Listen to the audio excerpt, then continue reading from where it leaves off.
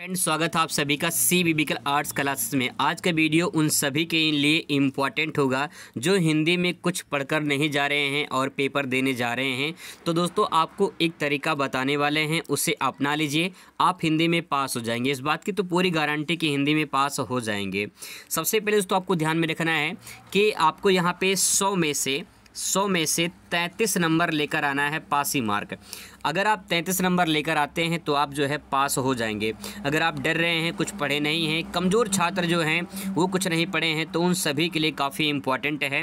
सबसे पहले यहाँ पे थोड़ा सा आपको कुछ इन्फॉर्मेशन बता दें कि 100 में से 33 नंबर ये आपको लाएंगे तो आपको जो है पास जो है आप हो जाएंगे। ठीक है, पहली बात तो ये हो गई।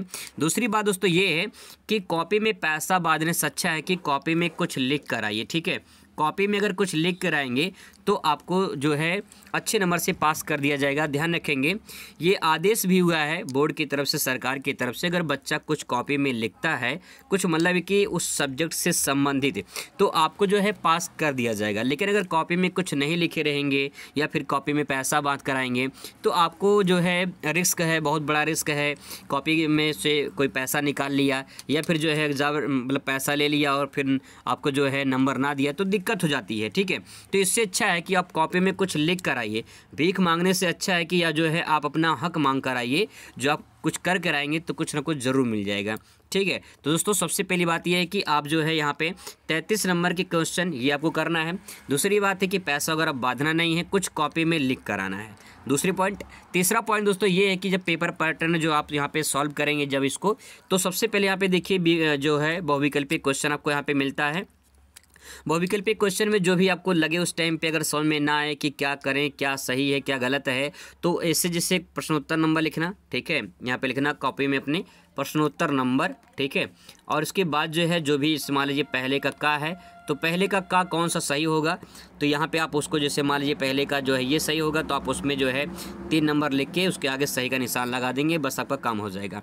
फिर इसके बाद खा लिखेंगे इस प्रकार से, गा, इस प्रकार से जो है पूरा क्वेश्चन जो है बहुविकल्पी वाला आपको करना होगा। इसके बाद दूसरा वाला भी जो है आपको यहाँ पे ऑप्शनल वाला यानी बहुविकल्पीय सवाल दिखाई देगा। अब बात आती है यहाँ पे तीसरा क्वेश्चन।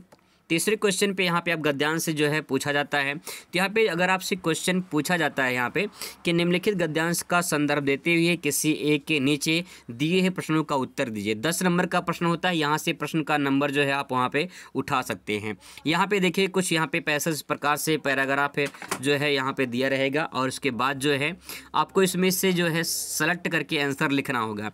पहला अगर आपको नहीं आता है, इसे यहाँ पे गद्यांश में पाठ का नाम पूछता है और लेखक का नाम पूछता है। अगर आपसे यहाँ पे संदर्भ पूछता है तो आप लिखेंगे संदर्भ, नहीं पूछता है तो यहाँ पे सीधा लिखेंगे पाठ का नाम। ठीक है, यहाँ पे लिखेंगे आप सीधा पाठ का नाम लिखेंगे, और इसके बाद जो है जो लेखक का नाम है यहाँ पे लिखेंगे लेखक का नाम। अगर आपको आता है तो वहाँ पे ले सकते हैं, नहीं आता है तो जो है उसमें कोई नाम भर दीजिए। ठीक है, कोई नाम लिख कर आना है, छोड़ कर नहीं आना, कुछ लिख कर आना है। तो यहाँ पे जो है नाम लिख देंगे, लेखक का नाम, पाठ का नाम हो जाएगा। इसके बाद यहाँ पे लिखा है रेखांकित अंशों की व्याख्या कीजिए। अगर आपको व्याख्या यहाँ पे जिसे यहाँ पे दिया गया है ये रेखांकित है, अगर आपको समझ में नहीं आ रहा है तो इससे संबंधित मिलता जुलता इसी में से खोज के आप जो है यहाँ पे लिख दीजिए। ठीक है, तब भी जो है आपको कुछ ना कुछ मिल जाएगा अगर आप कुछ लिख कर आओगे। इसके बाद यहाँ पे कुछ क्वेश्चन और आपसे पूछे जाते हैं, जैसे प्रस्तुत अनुच्छेद के अनुसार जंगल में क्या क्या मिलता है। तो यहाँ पे जो है जंगल में क्या क्या मिलता है, यहाँ पे जो है इस प्रकार से आप देख लीजिए, जंगल में लता, वृक्ष, वनस्पति जो है अन्य चीज़ें जो यहाँ से मिलती हैं। आप भी जानते हैं जंगल में क्या क्या मिलता है, तो ये आप यहाँ पे इसके बारे में जो आप यहाँ पे लिख सकते हैं। ठीक है, इसके बाद है जल प्रवाह नदी के रूप में कैसे किससे मिलता है।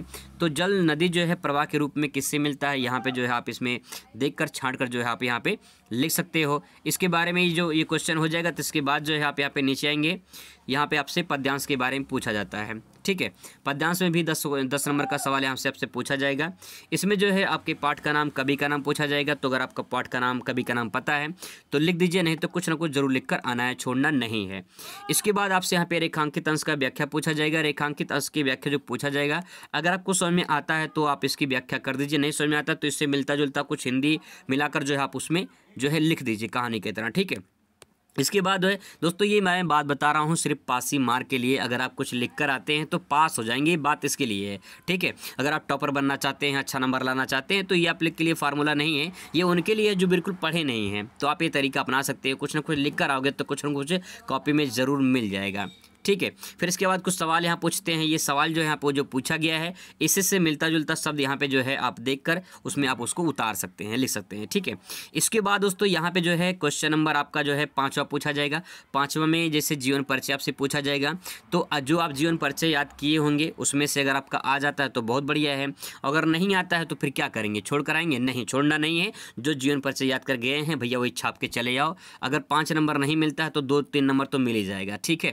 क्योंकि मैंने शुरू में ही आपको बता दिया है कि 100 में से पासिंग मार्क 33 नंबर है, तो कॉपी में कुछ लिख कर आओगे तो कुछ ना कुछ मिल जाएगा। तो जीवन परिचय अगर आता है तो अच्छी बात है, नहीं आता है तो जो जीवन परिचय याद करके गए हैं उसको जो है जीवन परिचय लिख दीजिए, ठीक है। चलिए अब देखिए, इसके बाद जो है आपका यहाँ पे कभी का पूछा जाता है, तो कभी का भी जीवन परिचय जो है आपको वही प्रकार से करना है जो आप याद करके गए हैं। अगर बोर्ड के पेपर में आ जाता है तो बहुत अच्छी बात है, आपको सोने में सुहागा हो जाएगा, आप उसको ले सकते हो।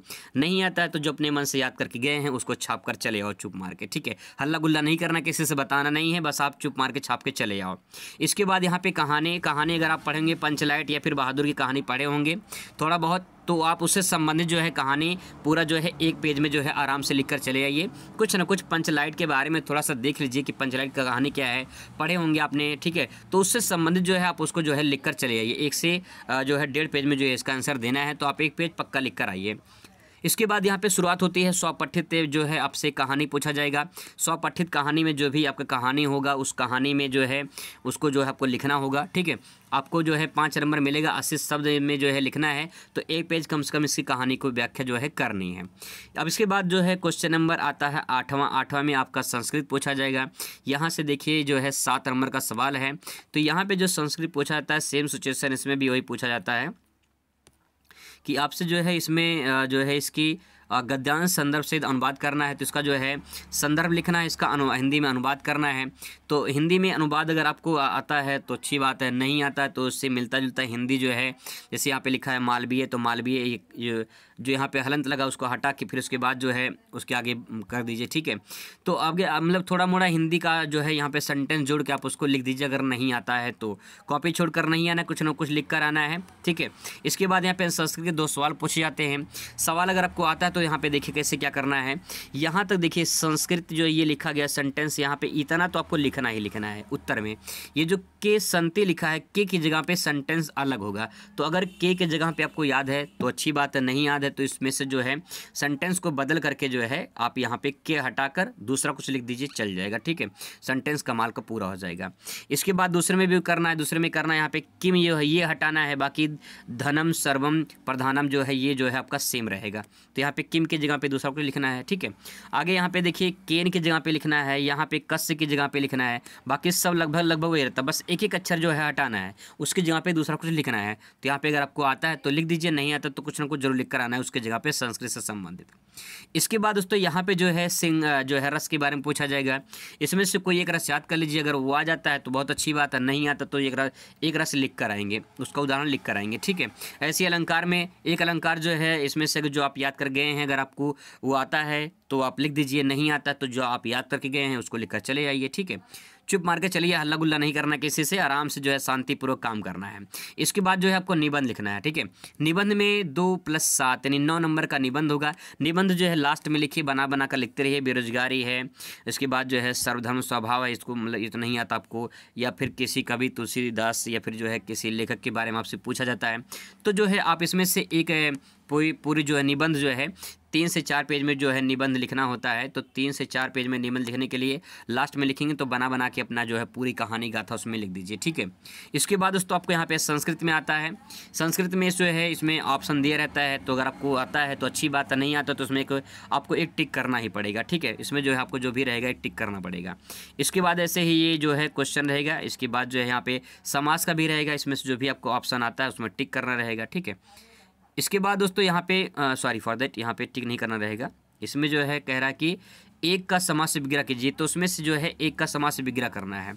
यहाँ पे जो है आपको जो है यहाँ पे ऑप्शन दिया रहता है, तो ये ऑप्शन आपसे टिक कर सकते हैं, लेकिन जो है ई वाले प्रश्न में जो है आपको इसमें समास विग्रह करना होगा, ठीक है। तो यहाँ पे जो है आपको करना होगा। इसके बाद दोस्तों यहाँ पे आता है आपका जो है बैंक, जो है बैंक में खाता खुलाने के लिए जो है प्रबंधक के लिए जो प्रार्थना पत्र लिखना है। अपने स्कूल में आप प्रार्थना पत्र कई बार लिखे होंगे, तो आप उसी प्रकार से प्रार्थना पत्र लिख दीजिए, ठीक है। अगर जो नहीं आता है तो अपना जो है एक बीमारी के लिए लिख दीजिए कि हाँ जो है सबने निवेदन है कि जिससे आप लिखेंगे सेवा में श्रीमान प्रधानाचार्य जी, जो भी आपका कॉलेज है कॉलेज का नाम लिखेंगे। और इसके बाद जो है आप दूसरा कॉलेज के भी नाम लिख सकते हैं, कोई दिक्कत नहीं है। इसके बाद जो है उसमें सबने निवेदन है कि जो भी आपकी परेशानी है उसको लिखकर जो है अपना इस प्रकार से कर सकते हैं, लिखे होंगे अपने विद्यालय में। इसके बाद आपका आता है यहाँ पे प्रत्यय से सवाल पूछा जाता है, इन प्रत्यय के बारे में लिखना है। और इसके बाद जो है ये पूरा सेंटेंस जो है करने के बाद जो है आपको पूरा यहाँ पे क्लियर हो जाएगा। मतलब है कि अगर आपको पासिंग मार्क लाना है तो जो कुछ इंपॉर्टेंट हैं उनको अगर आप कर लेते हैं तो वहाँ से जो है आपका नंबर कवर हो जाएगा, और 100 में से 33 नंबर जो है आप आसानी से पा सकते हैं और आराम से पास होगे। अगर आप कुछ नहीं पढ़े हो तो आप ये तरीका अपने लेना, पक्का पास हो जाओगे, फेल तो नहीं होगी, गारंटी है।